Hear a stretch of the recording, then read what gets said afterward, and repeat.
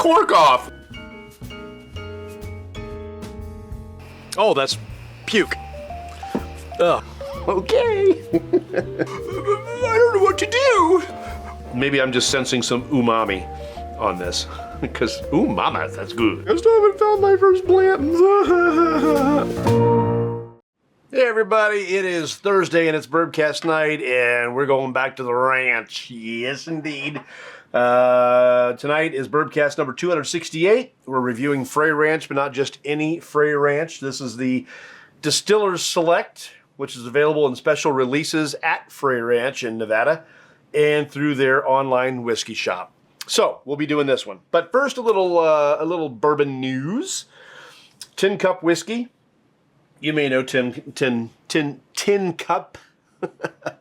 Yeah, this. Horatio, you were good. It wasn't. It was okay. Anyway, Tin Cup has unveiled Project Tin Pup. Now a new initiative combining the brand's outdoor heritage with charitable support for heroic search and rescue dogs. The program partners with the National Disaster Search Dog Foundation through a $75,000 donation and specially marked bottles featuring working dogs deployed to recent disasters. Anytime you honor the dogs, I'm good. The Colorado-based whiskey brand discovered that outdoor enthusiasts who love dogs are nearly twice as likely to enjoy bourbon compared to average consumers. This cat people, they like wine. I'm just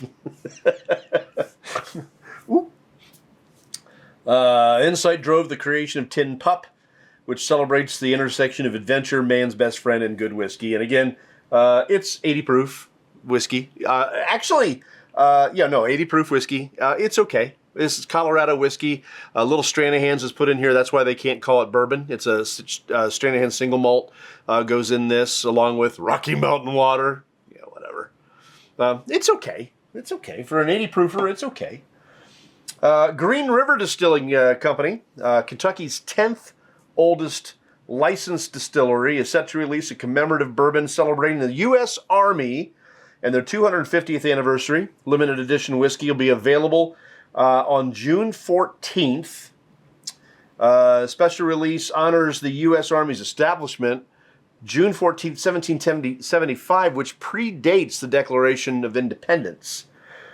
Commemorative bourbon debuts again June 14th, bottled at 111.1 proof, 55 ABV, a deliberate nod to Veterans Day, which is November 11th. Priced at $49.99, the small batch selection features a 4 to 7 year barrel, actually 4 to 7 year old barrels, with a mash bill of 77% corn, 14% rye, and 9% malted barley. Let's get this open. I'm using a new glass tonight. Before I get this going, let me show you the glass, since I can't get it close enough to the camera and it'll be blurry. This is a special Glencairn glass with Stave and Thief Society on the glass. So I got this after becoming an executive bourbon steward, and this will be the official glass, at least of this evening. All right. So a little bit about Frey Ranch while this sits. It's a Fallon, Nevada, mid-central Nevada whiskey that comes from a 2,000-acre farm east of Reno in the Sierra Nevada watershed that's a decade older than the state of Nevada itself. The farm has been in continuous operation for 165 years. They do everything themselves. They grow the ingredients. They do their own malting. Grow, distilled, matured, and bottled on site. They are GMO, non-GMO. So if that matters to you, doesn't matter to me. Somewhat rare 4-grain whiskey, which is great because last week we did this 4-grain whiskey and I was underwhelmed. So this 4-grain whiskey hopefully is better than this 4-grain whiskey. Let's see here. Mash bill is 66.6% corn, 11.4% winter cereal rye, 10% winter wheat, 12% two-row malted barley. And now this is the same mash bill as the flagship bourbon that we tried back in 2022. It was Bourbcast 101, and we did it June 2nd, 2022. So it's right at almost 3 years to the day since we did Frey Ranch, and we did the bourbon and the rye that night. And I remember myself enjoying the rye a little bit more than the bourbon. But here's the thing about that. I have found that over time, when I like a rye better than the bourbon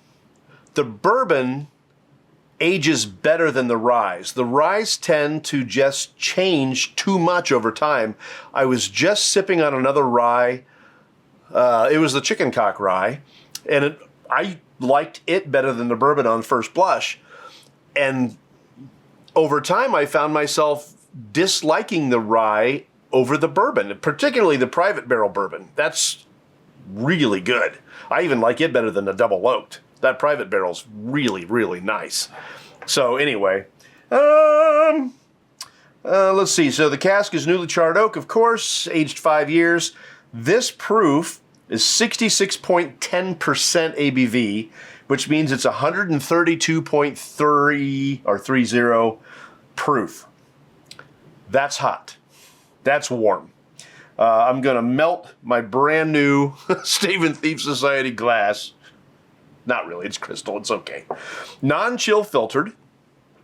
Now this, I said this before, I said this when we did the one 3 years ago, and that was that this bottle looks huge. But it's a 750 milliliter. This is some thick glass, it's a big bottle, designed to look like a barrel, and it does. There's a real metal label that's set into this, the Frey Ranch label. I did not take another picture of this one, but you can see it on this here. That logo underneath the Frey Ranch logo is basically what's on the top of this bottle, and it's done in metal. So that's kind of neat. Whiskey goes through a continuous still and pot still, which according to the company allows them to produce a large quantity from the continuous still, while also being able to consistently take heads, hearts, and tail cuts that a pot still provides. 2006, they became licensed in Nevada, the first licensed distillery since Prohibition. And they did vodka first, and then they got into bourbon in 2015, started releasing it to the market in 2020. So they're still only 5 years old, but they're making a big splash. They're doing a good job getting out there. So that's what I have about Frey Ranch. That's the news. It's time to sip.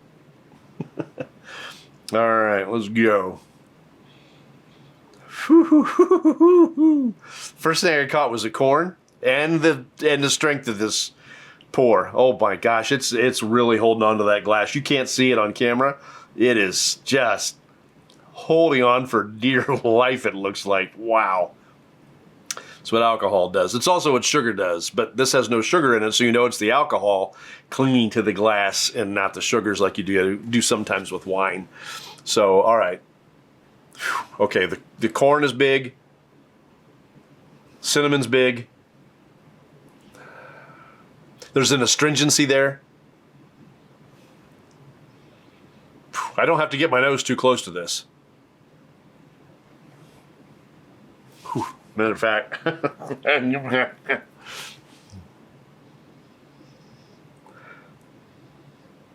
Catching a little honey and salted caramel. Those are more backwards. I've got the cinnamon out front. And that astringency. This is a fresh crack, though. You're going to get that stuff. I mean, it's not going to give you everything you want right off a fresh crack. It's not going to be mature in any way, shape, or form. That's what the water's for. That's what the ice is for, is to settle it down off a fresh crack. But, yeah, I mean, you can use water and ice later on, too, of course. Duh. Okay. It's a rainy day here in Ohio. That salted caramel starting to come out a little bit more. I did manage to take a walk, though. I got over 5,000 steps in. Don't know if I'll get the other 5 in tonight, but that's okay. I came back. I haven't walked in years. I came back from that first one. I was like, I'm out of shape again. Doggone it. All right. Whew. Oh, that one got me. Oh, a little bit of pipe cleaner in there. Oh, goodness gracious. So one of the things I thought about the original Frey Ranch when I sipped that one, when I gave that one its shot, while it has similar notes to other things, like I'm getting that rye, I'm getting that honeycomb, I'm getting that caramel, that cinnamon, a little bit of that rye overtone. This is a 4-grain bourbon, so it's just gonna be a little bit different. It may just be that I'm not a huge fan of 4-grain whiskeys. The one from last week just didn't do it for me, and it tended to be a bit grassy to me. There's a Middle West Spirits out of Columbus that does a 4-grain with a pumpernickel rye. That one I love. But again, that's cask strength. It's very syrupy. It's wonderful. Syrupy is not fair. But that's probably about the thickest mouthfeel of a lot of what I've tried. Really, really good.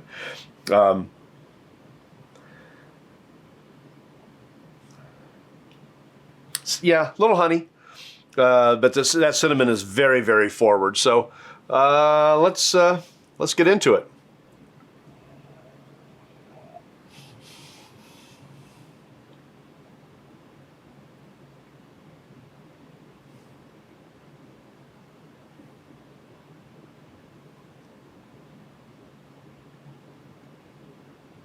Oh, wow. Whew. Whew. Right on the first sip, it hit me in the back of the throat. And I thought, oh, this is going to be hot. The bloom was very, very slow. But once you got moving, it was aggressive. Whew. That's warm. That's warm. 132 proof, that's a big one. That's warm. Okay. I can tell you that the finish on it is got a chocolate note, and it's a bitter chocolate.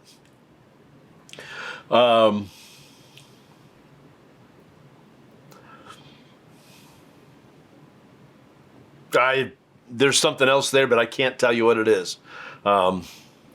And it's fading now, so I won't be able to get back. I won't be able to tell you until I get back to it. Whew. Whew. This one's going to be nice with some water on it. This one is hot. But I had a YouTube guy, he said, oh, Frey Ranch. I'm glad we got one coming up. This is going to be great for you. So if you're looking for this Distiller Select, this particular one, like I said, 132 proof. Not all of them are that high, and they are doing some of these for single barrel releases that, you know, for barrel picks and things like that for stores and clubs and whatnot. No stores in Ohio, but stores outside of Ohio, clubs, bars, things like that. They're doing these for this is a single barrel. So another one, of course, may not taste anything like this. But let's see if I can get you a little bit more on this one.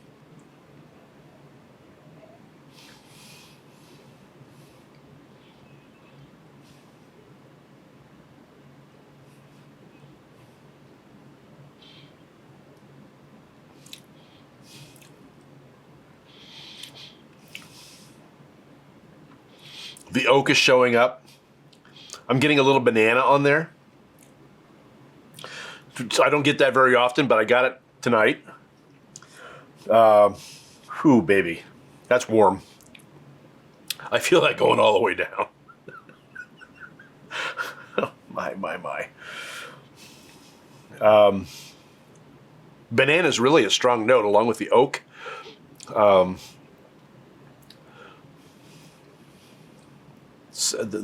getting that same note, which I forgot what it was now, in the finish, and it's fading. It doesn't have a long finish. The proof is hanging on longer than the flavor.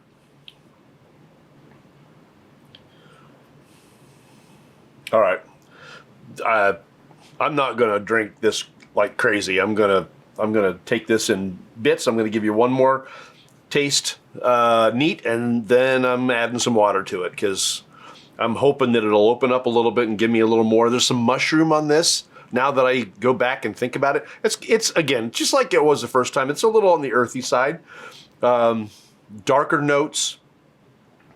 I mean, it's a 5-year, but it's barrel proof. They didn't proof it down. Okay, all right. I'm just trying to find out what else I can get out of it. Jennifer's watching. Hey, Jennifer, how are you? I hope all is well in your neck of the woods as we discover the flavors of this Frey Ranch. Distiller Select, 132 proof, 132.3 proof, and it's every bit of that. This is warm.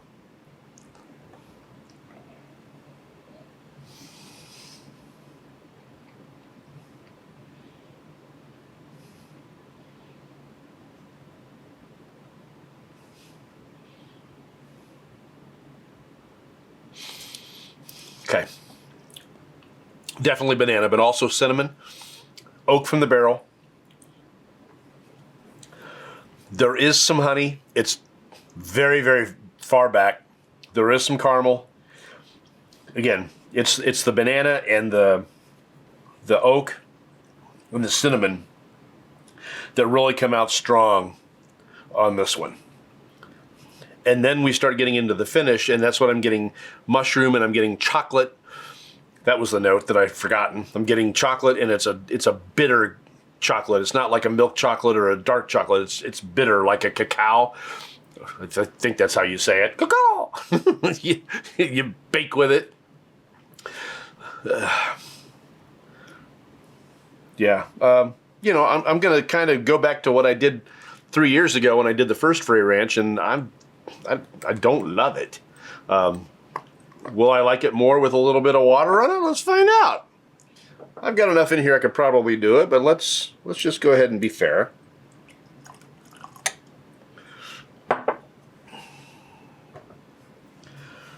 All right. I'm going to add more water than I normally would. 1, 2, 3, 4. Let's start with that and see what it does. And I might end up adding more to that. We'll see.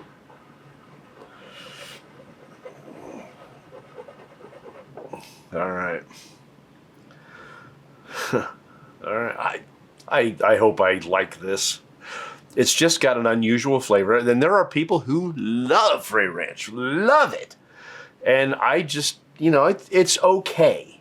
It's not one that I will, you know, be standing in line for, right? It's not one of those, but I respect what they're doing. Grain to glass. They do everything at the ranch in Nevada.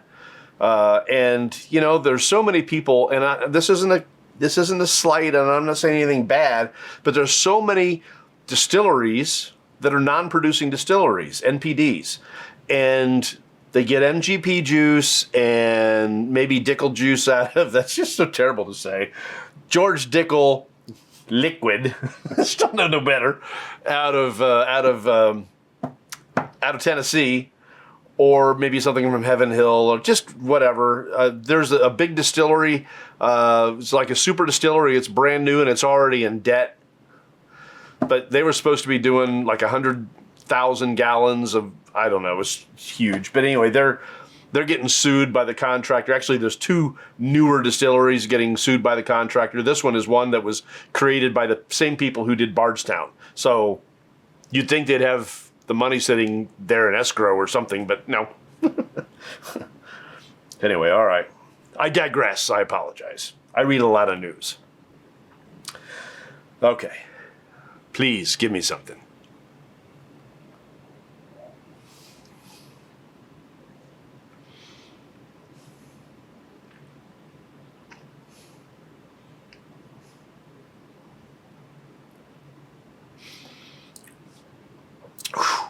Still very hot. Just 4 drops, but it opened it up significantly. The caramels that I'm getting are a dark caramel. Even the finish is opened up more. I think I got more of everything. I'm not sure I got anything new. I got more of everything, like more banana, more caramel, more cinnamon, more oak, and then on the finish, more chocolate.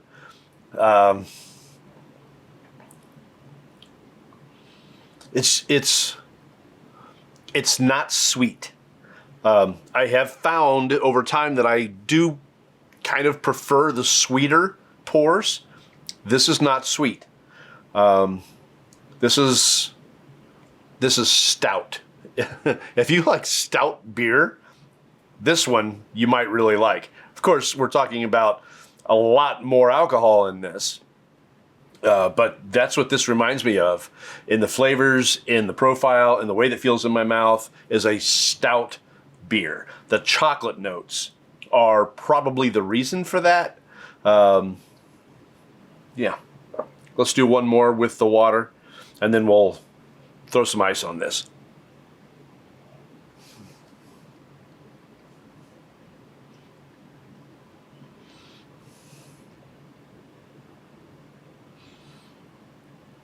It actually did get a little sweeter with the water. I'm catching a little graham cracker now, which is akin to the honey. I get it, but it's a different note. Got a little sweeter. I like it better on water than I did neat. But again, fresh crack. Can't stress that enough. The difference between a fresh crack and one that's been left to sit for a couple of months, which this will do. Me coming back to this one anytime soon? No. I want it to sit. All right, so let's get out this glass here. And, of course, yeah, we do gorgeous ice spheres here. Yeah, this has been sitting in the freezer for a few weeks. I finally dug it out, and it's gorgeous.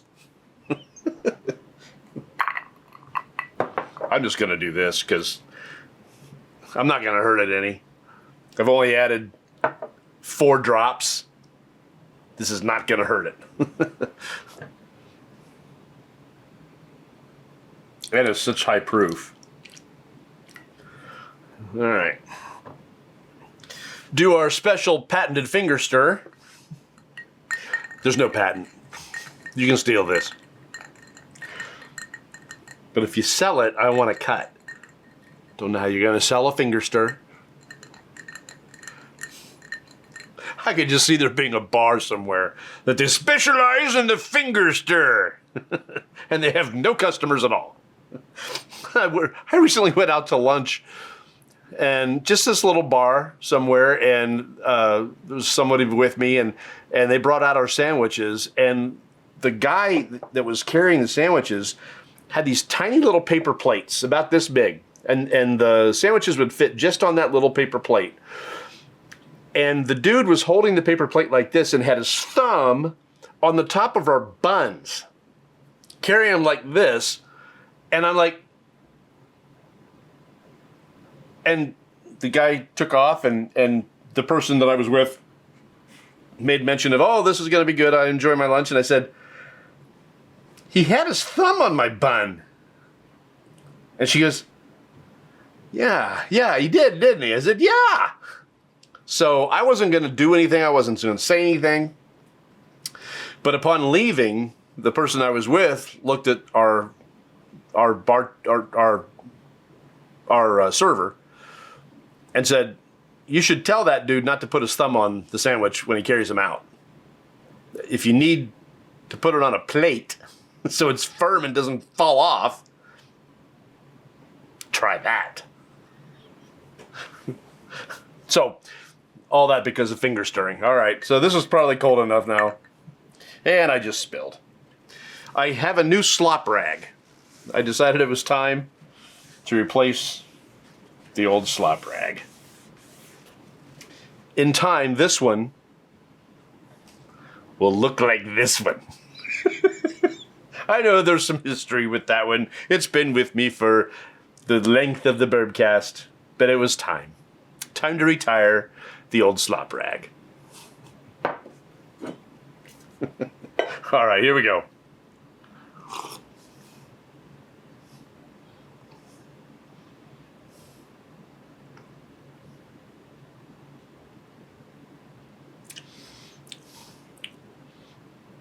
That's better. Muting the flavors on this one was a good idea. It's still got a lot of that darkness to it. There's nothing bright. There's nothing sweet. The notes on it, even the sweet-ish notes like the chocolate and the honey and the graham cracker, are dark, like molasses dark. As a matter of fact, that's a note that I'll give it, is molasses. Molasses tends to be a little on the bitter side, and that's what I'm getting out of this, is molasses. And it took me a minute to understand what my taste buds were telling me, but molasses. Unprocessed, unhappy molasses is a strong note here for me. And mushroom and chocolate and oak and yeah.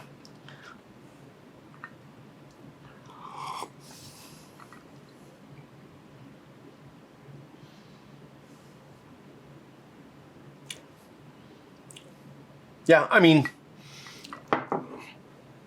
I don't care for it. There's some pieces to it. There's some nuances to it. As I drink through it, there's some things that show up that, like, there's a bright note that just showed up. I can't identify it. It might be fruit. It might.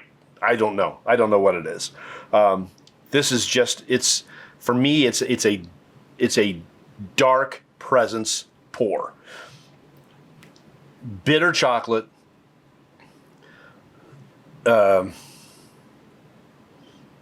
Earthiness. Maybe dates or prunes. I don't know. I'm not a fan. Even knocked down with ice, and it's giving me a lot of new flavors. But well, new, different, changed, but not maybe new. Same thing, just different expression.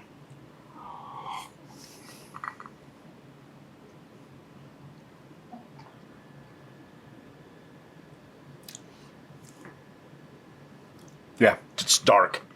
It's bitter. Not undrinkable. But if you're going to add this to an old fashioned, you'd have to probably add a little more simple syrup than you would normally add. All right. Okay, so this is enough of this one. We are gonna do something different next week. Are you ready? Are you ready? I've never done this one. It's hard to believe this is in like every liquor store everywhere, I think. I don't know anything about it, but it's been on the shelves and I've never bought it. I've heard decent things about it. We're going to find out next week. It's this one here. This is Noble Oak. Noble Oak. This is a double oak bourbon. Bourbon whiskey finished with sherry oak stave. So sherry is a stave that I either love it or I hate it. Some people do it well. Some people don't do it well. Some people do it with mediocrity. I haven't had a whole lot of sherry casks that I've liked, but that's what we're going to try. Noble Oak, double oak bourbon, bourbon whiskey finished with sherry oak staves. This is Noble Oak. 1 million trees and counting, they say. That's wonderful. We'll find out more about this next week. This is the one we're doing. I hope you can join us for that. 7 o'clock. Next Thursday right here on Beautiful Bourbon. Thank you for watching, and we will see you next week. I gotta find the thing. All right, you have a good one.